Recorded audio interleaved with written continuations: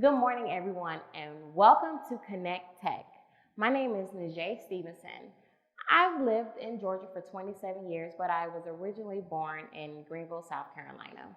I'm a full-stack engineer at Doherty Business Solutions,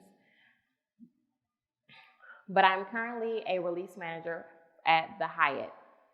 I am a public speaker, AJUG Board of Director member, champion for diversity and inclusion, mom of 4, wife of 1, promoter of life skills, in the workplace. My pronouns are her, she, queen, and goddess of all things living.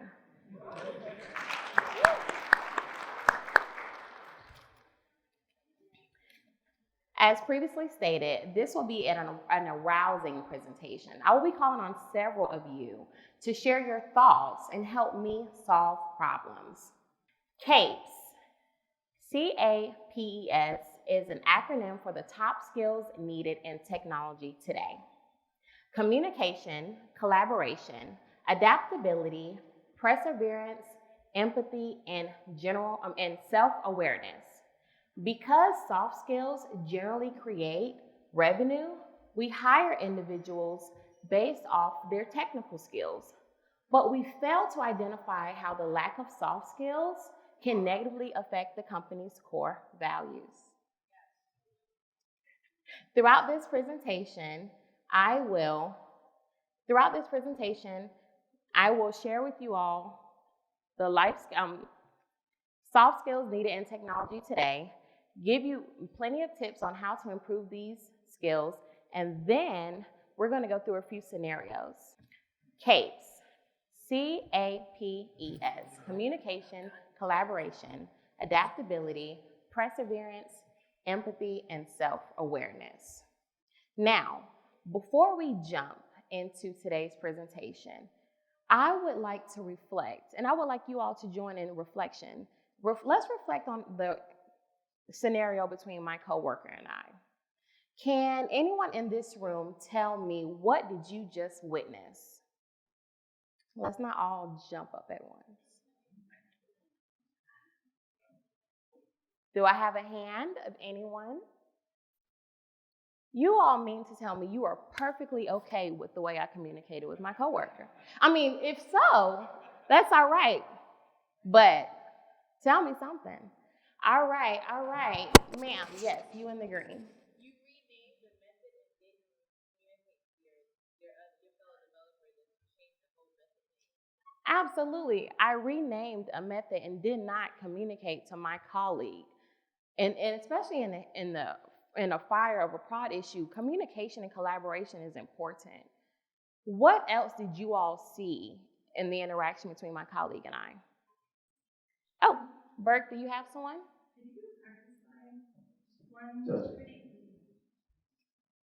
Go back a slide to CAPES. I need to cheat. Oh, yeah. Okay, great. I would say adaptability. I think you could have paused for a second and said one moment and then fully switched. Yeah, I think you could be a little more adaptable and empathetic towards the business. Absolutely. I could have been more adaptable and empathetic. You get a cape. Come on up here, girl. Come get your cape. Round of applause for her. Yes.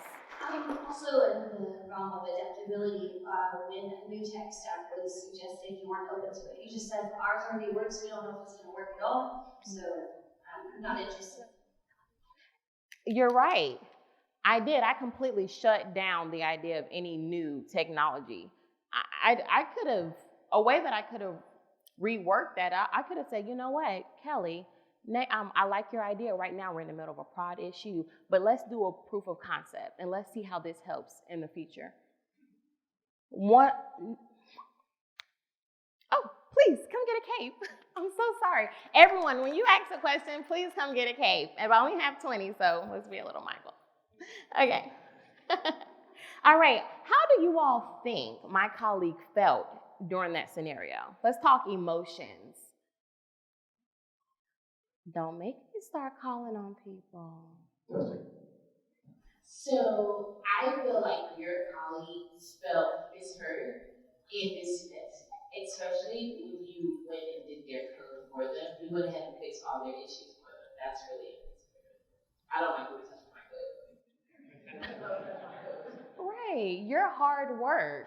I just stole an opportunity for my colleague to learn. And I also missed a teachable opportunity in itself. Anyone else, how do you all feel? How do you all think my colleague felt during this interaction? You, sir in the blue. I'm calling people out now.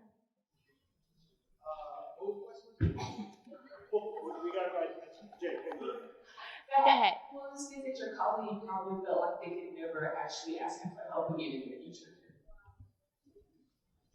Boom, boom, boom, boom, boom. Please come get a CAPE. Yes. My colleague moving forward will be very reluctant to ask for help from me. And if you're reluctant and you don't feel comfortable asking for help, how is that going to affect productivity?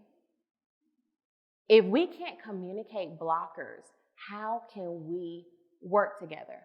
We're going to miss deadlines. All right. Since I have a quiet crowd, that's all right. Let's do a little bit of show of hands. Show a hand if you think that my colleague will want to work with me in the future. Show of hands. Oh, yeah. Everyone look around.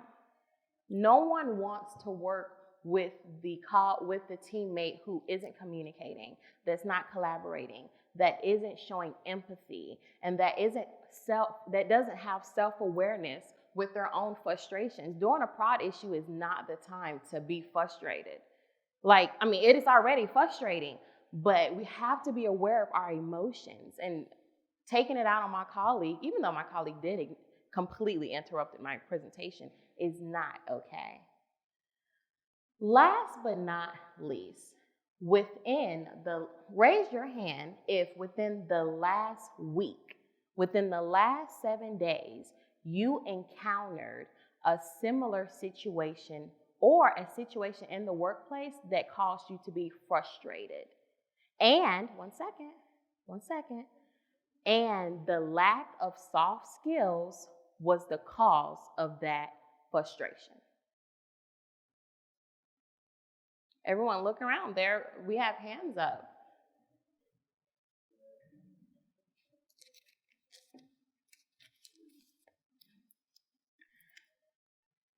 I have a pointer. There we go. All right, fantastic. Communication. The most essential thing we as leaders can do is communicate. 86% of employees believe that workplace failures are due to the lack of communication and communication or ineffective communication. When people feel heard, and communication is clear, we strengthen trust and improve connections. We send messages every single day, directly, indirectly, and verbally and non-verbally. The ability to communicate effectively makes a tremendous impact on how well people work with their colleagues to accomplish the organization's mission. A component of communication is collaboration. In order to be a productive and skilled employee, you have to be comfortable collaborating with others and working as part of a team. For some people, collaboration is not easy. I'm an extreme extrovert. I love collaborating. But if you're an introvert, that may be something you tend to shy away from. No matter what the case is, collaboration is inevitable. When collaboration goes wrong, people notice. In fact, a report showed that 39% of participants in a recent study felt that colleagues who don't collaborate enough in the workplace began pointing fingers at others. Deadlines are missed. Your boss may feel you're not a great team player. So let's talk about ways to improve collaboration and communication. I want you all to ask yourself these three questions whenever you're communicating, the next time you communicate with someone. How well am I communicating? How intentional am I when sharing and connecting with teammates and stakeholders? Am I a curious listener? When asking how well am I communicating, don't just think of your words. Don't just think of what's coming out of your mouth. Think about nonverbal body cues. If the person you're speaking to is looking around the room, not keeping eye contact, fiddling a little bit, maybe they're slightly confused or disinterested. If you're speaking about technology and I'm nodding my head a little bit, maybe we can step back, self-assess and say, you know what, let me rephrase this slightly differently. When we discuss a curious listener means listening without formulating a response or deciding what people are saying before they complete their sentence. Make sure that you understand the speaker by asking relevant questions and summarizing what they're saying by saying it back to them. By truly listening, we learn, and in doing so, we strengthen our ability to be more inclusive and achieve quality results. Ooh, struggled through that one. So let's talk about ways to improve collaboration. Be an active listener. Now, I know some of you are thinking, a curious listener, active listener, what's the difference? An active listener requires you to listen intently.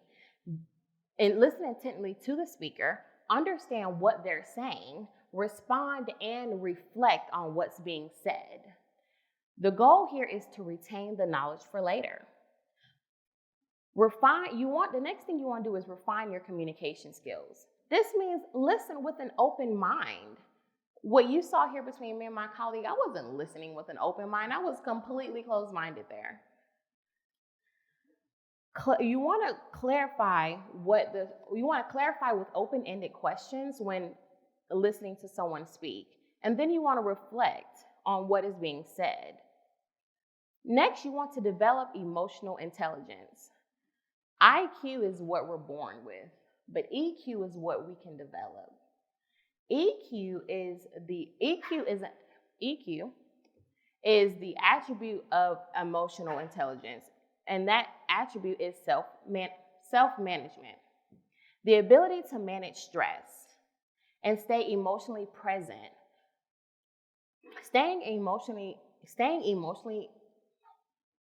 Start over. With the ability to manage stress and stay emotionally present, you can receive upsetting information without letting it overpower you. And with that, you're able to have more self-control. You'll be able to make choices that allow you to have more to control impulsive thoughts and behaviors and manage your emotions in healthy ways. You will take initiative.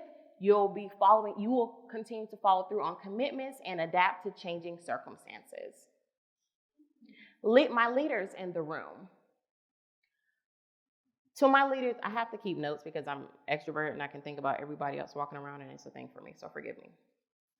Leaders, if you want to improve your communication and collaboration skills, be accountable.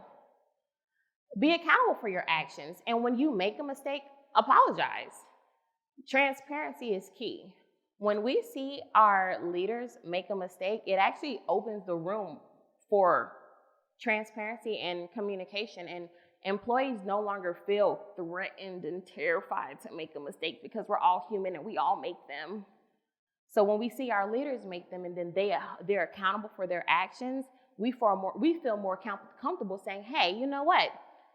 I accidentally wrote the wrong code. I accidentally submitted the wrong thing. I forgot a semicolon at the end of my at the end of my code statement. Recognize leaders. Another thing you can do is recognize others. Like, we don't want to sit here and just look at a pull request and identify things they're doing wrong. Let's identify what they're doing right. Because when we encourage others and recognize the work that others are doing, others feel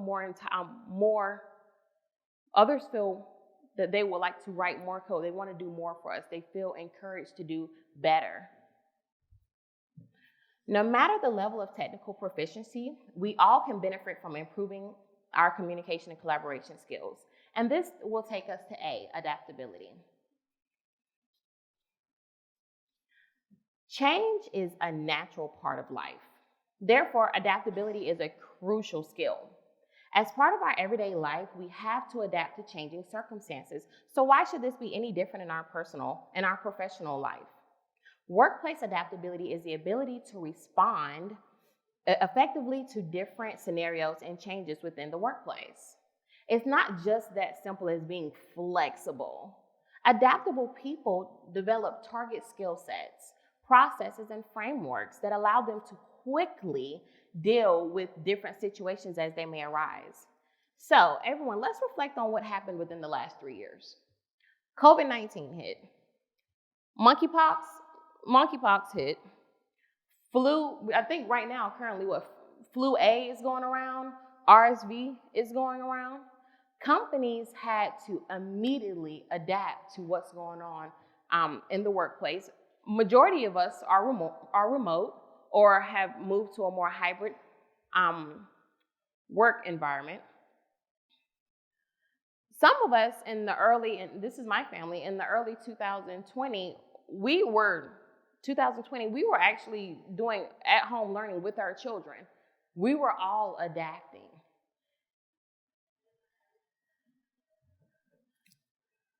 So we were all adapting. Companies had to adapt to the idea of possibly a baby being in the background of a meeting.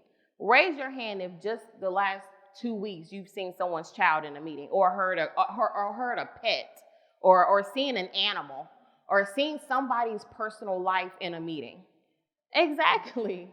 Like, this is the new norm, so we all have to adapt. Now, to some of you, COVID really didn't affect your life.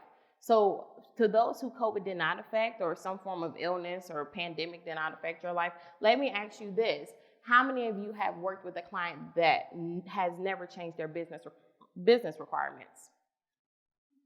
Exactly.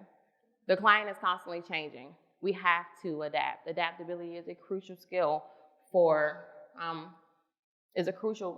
in the workplace. Truth is, today you all are here at this conference. You're here to learn about the latest technologies available in the front-end framework. So adaptability is learning. Adaptability is learning. You're here to learn, so you're already taking that first step towards adaptability. So let's talk about how we can improve our adaptability skills. I want to tell you guys a small story about what happened a few years ago. I started out as a boot camp to a small cohort back in about 2015. And this is before I learned about test-driven development. So my mentor says, hey, Najae, I want you to write this code. This code is going to take in another method, is going to spit out some parameter, Y'all, when I tell you this bad boy was 30 lines long, I was proud of this code, okay? My mentor walks up to me, does a select all, and deletes it. I know y'all felt that. You all felt that. I was crushed. But the truth is, this was my mentor's way of teaching me that business requirements changed. And then there was his intro to test-driven development and writing code in a more abstract manner. But it broke me. But I had to adapt through that. Adaptability comes easy for some of us, but even if it doesn't come naturally, I can give you a couple of tips on how to improve your adaptability skills. First thing you want to do is learn how to problem solve. Problem solving takes 4 steps. You want to identify the problem, brainstorm multiple solutions, define the solution, and then, of course, implement it. Next, we want to learn to embrace change. Learning to embrace change and even look forward to change can help you become a more adaptable leader. Teach yourself to embrace any situation by taking on more risk and accepting the results, whatever they may be. Keep an open mind and be open to new opportunities. Leave your ego at the door. These new techies coming through the door now, they know everything. And some of us tend to hold on to the old way of doing things. So in order to be adaptable, we're going to have to let it go. We're going to have to stop saying no and say yes. I challenge each and every one of you to say yes.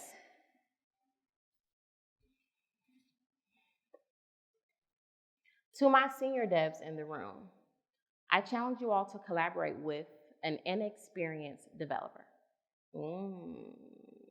Yeah. It may be a challenge, but this is a teaching opportunity for you. And you'll be surprised what these new devs will show you.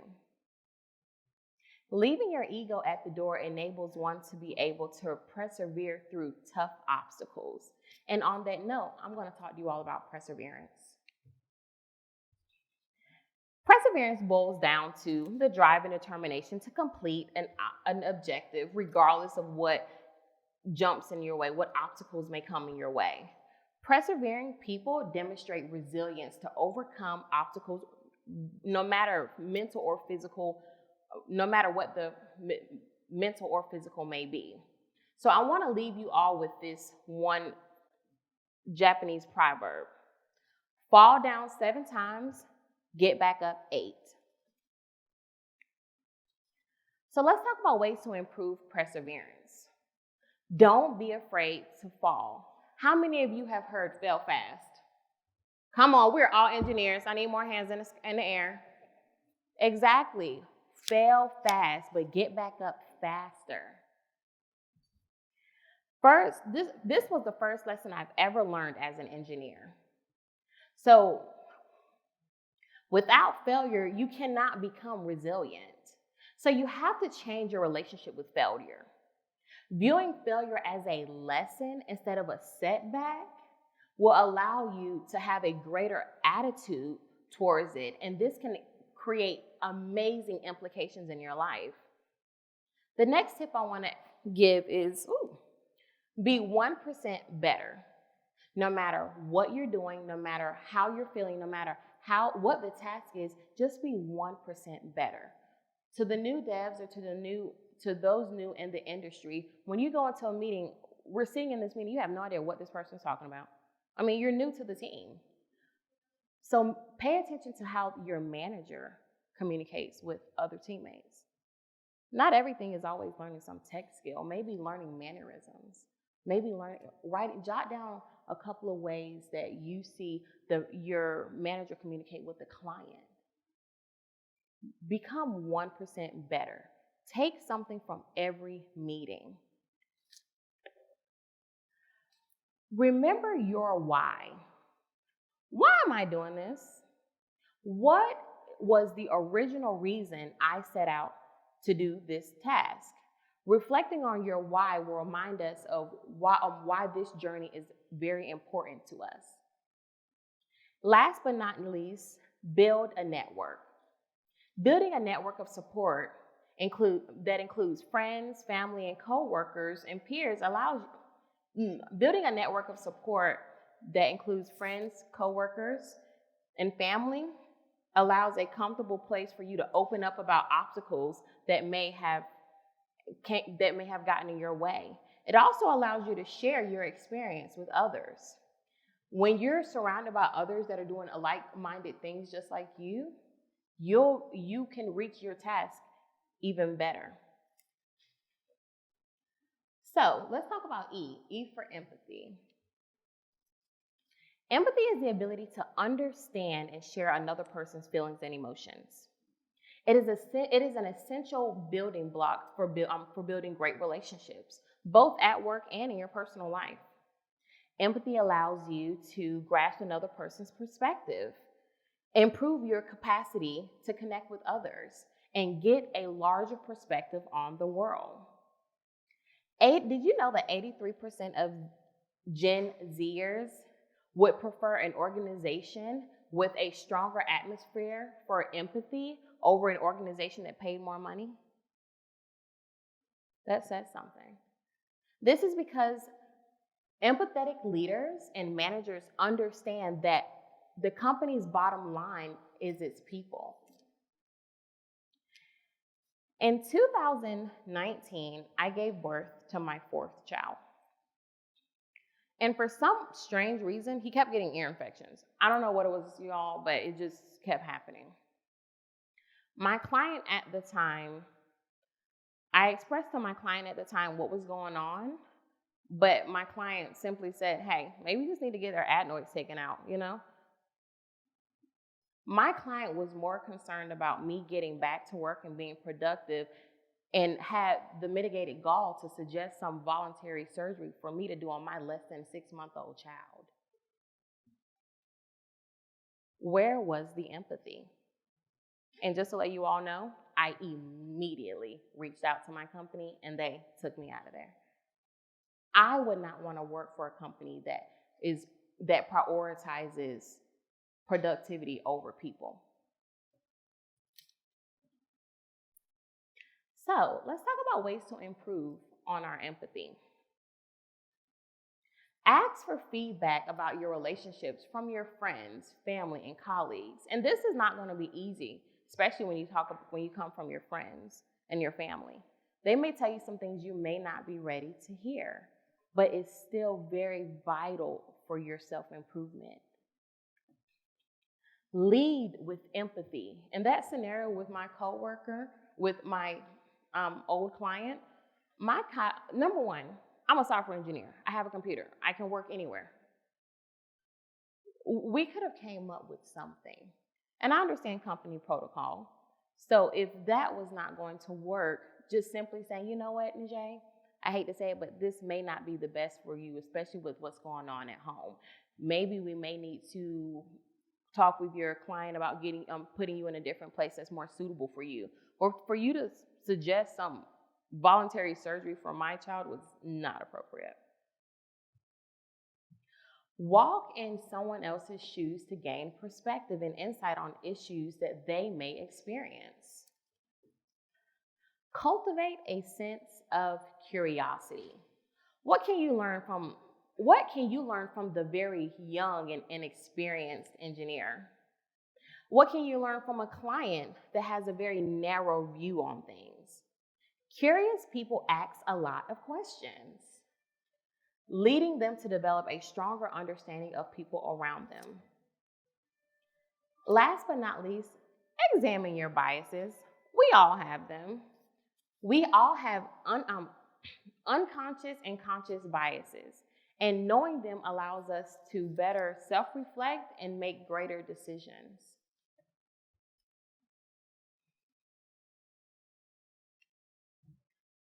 Last but not least, self-awareness. Self-awareness is our ability to ground ourselves in reality.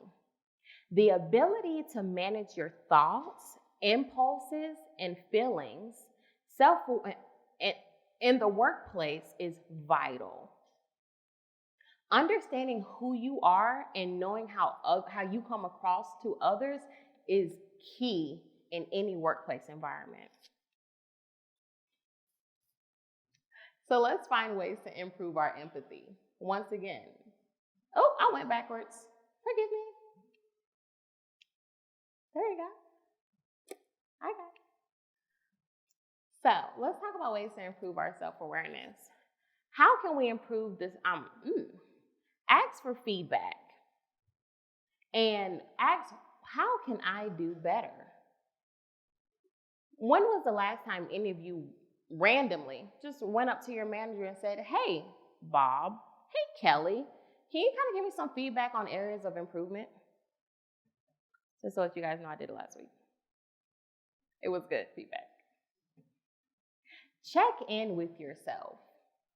What that means is when you encounter a situation that just arises, check your emotions. During this scenario with my coworker, you all saw that I was frustrated.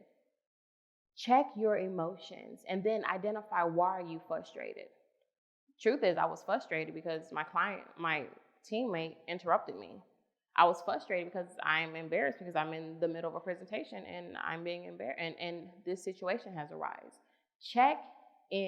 Check with your emotions, but also validate those emotions. Once you do that, you'll be capable of making clear decisions. You'll be able to clearly think through scenarios without taking them out on someone. Test yourself with the hidden bias quiz. Has anyone heard of a hidden bias quiz? Right, yes. A few of you, very few of you, but that's okay. I totally have it linked to the end of today's presentation. So, if you all are like me and you love TikTok, you all know about the infamous 10-finger challenge. So right now we're going to do a 10-finger down challenge. So if everyone could please, 10 fingers up. Come on, show me those hands. Fantastic. Put a finger down if you participated in a soft skills training this year alone. Put a finger down if you've taken a quiz to identify your hidden biases this year. Put a finger down if you've asked for feedback when answering someone's question. Put a finger down if you've attempted something new with some of your teammates. Put a finger down if you openly communicate blockers to your team. I see some of you. Put a finger down if you look for new ways to engage and interact with your teammates. Put a finger down if you are not afraid to fail. Put a finger down if you adjust well to business requirements changing. Put a finger down if you are an active listener. Put a finger down if this self-evaluation is shedding some light on some areas you may need to improve. All right, everyone can put their fingers down. I hope you all like that. It's okay, you can clap. I hear you. I mean, it's true though. It's so true. Did you all know that 95% of us think we have all the soft skills it takes to be in the workplace? 95% of us think we have self-awareness. But truth is, only 10% of us have self-awareness. So a lot of you in the room are the problem. I'm just going to say it. I'm not trying to hurt your feelings, but I'm going to be blunt. All right, so let me talk to some of my leaders in the room. I'm not talking to my leaders. I'm talking to you guys, and then I'm going to talk to my leaders. Raise your hand if you know your company's core values. Tell the truth. I mean, raise them high. I can't see that. If you know your company's core values off the top of your head, raise your hand. Fantastic, because I don't. Your company's core values are the beliefs, philosophies, and principles that drive the business. They impact the employee's experience and deliver They impact the employee experience you deliver, as well as the relationship you develop with customers, partners, and stakeholders. Did something happen? We're good? We're good? All right, now to my managers. Can my managers in the room tell me what would happen if a teammate saw you not exhibiting the company's core values? Like, think about what would happen if you're not leading by example. Huh? She says lose trust. Anyone else? What happens if a teammate, and you're a leader, and your teammate sees you not collaborating? Say it louder, speak up. They think it's okay not to do it. And to some of us, we're already looking for any excuse to hide in our shell and not work with others. So my leaders, I need you to lead by example. What happens when a leader just do what I did in my scenario, goes in, completely fixes a pull request? I mean, and continues to do it because we're going to be quiet. We're not going to correct them. I mean, hello, it's my manager. It becomes a dependency. I mean, Chris is going to fix it anyway. Let me mess up some code. You'll review it. Get the job done for me anyway. We have leaders. You have to lead by example. Did you know that 46% of job seekers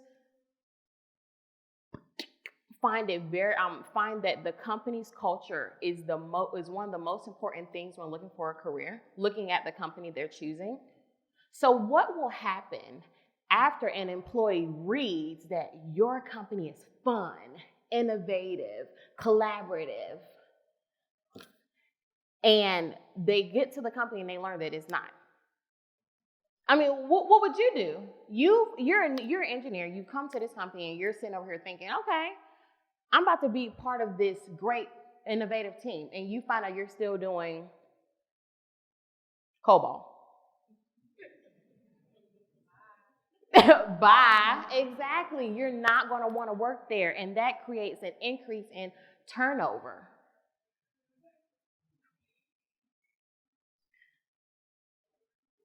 All right. I only have 5 minutes here, so I got to kind of speed up. Forgive me.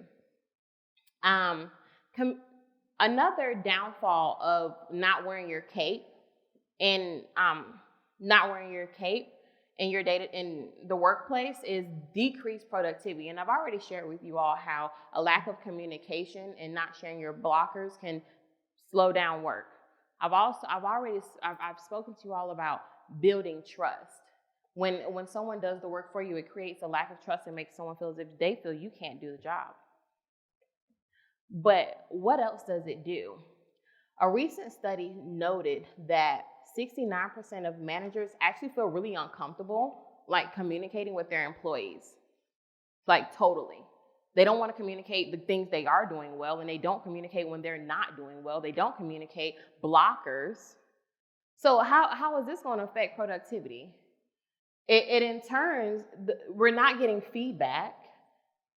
You don't know if you're doing anything wrong. You don't feel appreciated. I am 2.5 seconds from walking out of the door because all of a sudden what happens is it's built up energy that is going to get taken out on me because I never knew I was doing something wrong in the first place. And at this point, I'd rather not. I'd leave, which once again increases company turnover. Truth is, 2019 showed us a couple of things. 2019 showed us that we have to value life a little bit more. Like some folks did not expect what happened to take place.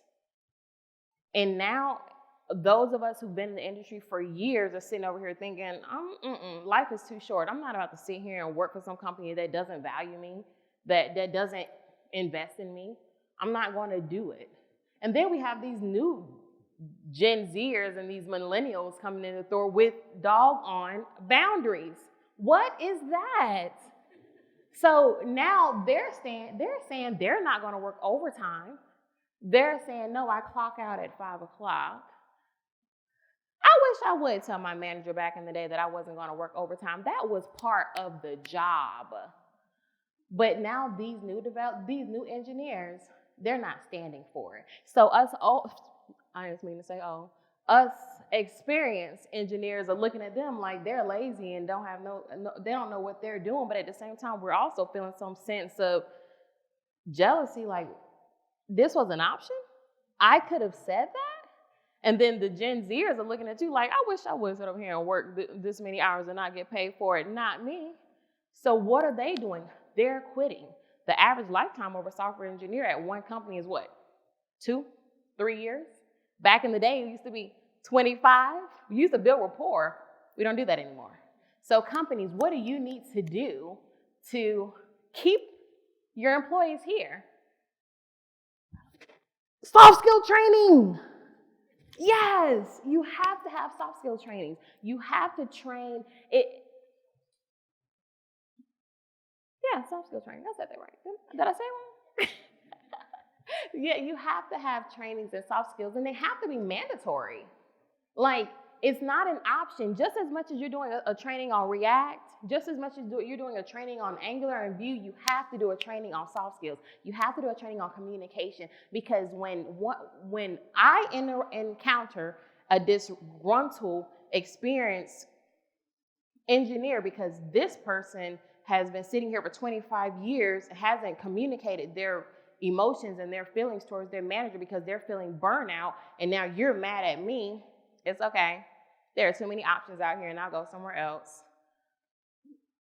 The millennials and newer engineers are quick to leave. So companies, you have to start mandating soft skills trainings. When you do not feel heard and your manager's ignoring you, I promise you, you'll consider leaving. Raise your hand if you voluntarily go to the very poor rated restaurant that has overpriced food and does not have great customer service. Well, a lot of us still go there, but who's voluntarily going to this restaurant? And if you work there, how many of you are going to stay there for long? It doesn't matter pension, it doesn't matter cost. Our life is too valuable now. We're not going to stay here. So I am pushing and advocating for companies to mandate soft skill trainings.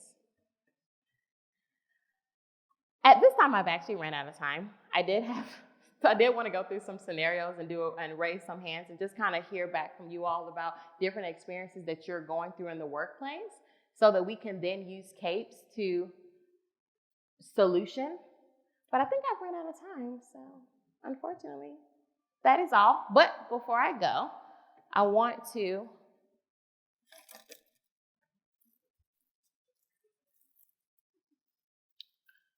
put on my cape. And for those of you, hopefully everyone has gained some form of soft skill trainings in today's class, and you can walk around with your cape too. There are capes at the table, and you can be like me and walk around with your capes every single day, because your capes are what makes you a better employee, and it also improves the company's ledger.